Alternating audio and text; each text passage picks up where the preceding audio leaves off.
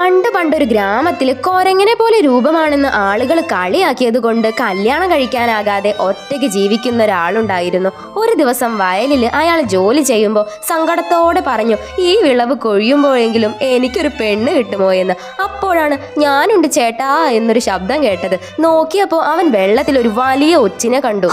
ഇതെന്ത് സാധനം എന്ന് പറഞ്ഞ് അവൻ അത് വീട്ടിലേക്ക് കൊണ്ടുപോയി വെള്ളത്തിലിട്ട് വെച്ചു. ഒരു ദിവസം രാവിലെ എണീറ്റപ്പോൾ ഭക്ഷണം റെഡിയായി മേശപ്പുറത്തിരിക്കുന്നത് കണ്ട് അത് കഴിച്ചപ്പോഴാണെങ്കിലോ നല്ല ടേസ്റ്റും. അതിന്റെ ശേഷം അവൻ ഓരോ ദിവസവും ജോലി കഴിഞ്ഞ് തിരിച്ചു വരുമ്പോൾ നല്ല ടേസ്റ്റുള്ള ഭക്ഷണം റെഡിയായി മേശപ്പുറത്തുണ്ടാവും. അത്ഭുതം തോന്നിയ അവൻ ഒളിഞ്ഞു നോക്കിയപ്പോൾ ഒച്ചിന്റെ ചിപ്പിന്റെ ഉള്ളിൽ നിന്ന് ഒരു സുന്ദരിയായ പെണ്ണ് പുറത്ത് വന്നത് കണ്ടു. അവള് അയാളോടുള്ള ഇഷ്ടം കൊണ്ട് ഭക്ഷണം ഉണ്ടാക്കി തിരിച്ച് ചിപ്പിന്റെ ഉള്ളിൽ കയറാൻ നിന്നപ്പോൾ അവൻ ഓടി വന്ന് തടഞ്ഞു നിർത്തി. അവൾ അവനോട് പറഞ്ഞു, ഞാൻ ഡ്രാഗൺ രാജാവിന്റെ മകളാണ്. അച്ഛനെ അനുസരിക്കാത്തത് കൊണ്ട് ശിക്ഷയായി ഒച്ചാക്കി മാറ്റിയതാണെന്നെ. 3 വർഷം കാത്തിരുന്നാൽ മാത്രമേ അവൾ പൂർണ്ണമായി മനുഷ്യരൂപം ഉണ്ടാക്കുള്ളൂ എന്ന് അവൾ പറഞ്ഞു. അവന് തീരെ ക്ഷമയില്ലാത്തത് കൊണ്ട് അവളെ നിർബന്ധിച്ച് കല്യാണം കഴിച്ചു. അവൻ കാത്തിരിക്കാനും തയ്യാറായില്ല.